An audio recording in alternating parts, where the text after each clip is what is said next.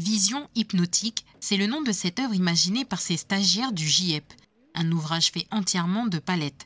Entre la confection de la tour et la réalisation des 213 poissons qui l'ornent, cela a demandé 4 semaines de travail. Si cette œuvre est en cours de finalisation, un peu plus loin, une autre est déjà prête. C'est une pieuvre. Pour faire la base, on a fait avec des barres de fer pour faire comme un support, pour pouvoir poser les anneaux dessus la ferraille.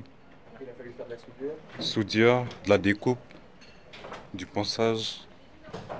Là, on a mis de l'acide. De l'acide pour lui donner un peu cette couleur. Après, on a fait pour que ça rouille un peu. Puis après, on a mis la résine. Une sorte de résine pour que ça fait un peu lisse. Un peu comme du vernis. Oui, ouais, du vernis, voilà.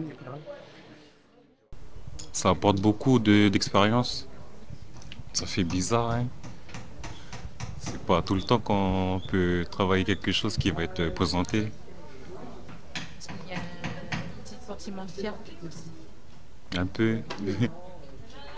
On va pas mentir, un peu. Oui, ça fait plaisir. Une première pour Rano et ses camarades, mais aussi pour le GIEP qui participe pour la première fois au festival Sublimage. Une manière de valoriser le travail des stagiaires auprès du grand public. Au total, ce sont 4 œuvres qui ont été créées pour l'événement.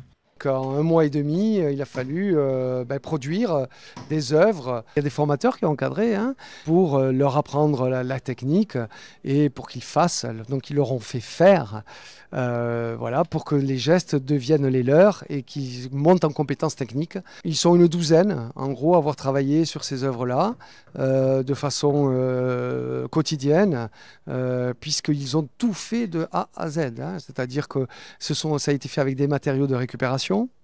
Donc il a fallu retravailler ces matériaux. Donc parce que dans la thématique, ça allait bien aussi de travailler avec des matériaux de récupération. Tout en travaillant sur un aspect artistique, puisque il a fallu inventer ces œuvres, réfléchir comment on allait les faire, et avec quels matériaux, et puis avec quelle technique derrière. Les œuvres sont visibles à l'hôtel de ville de Nouméa jusqu'au 6 octobre, date de fin du festival Sublimage.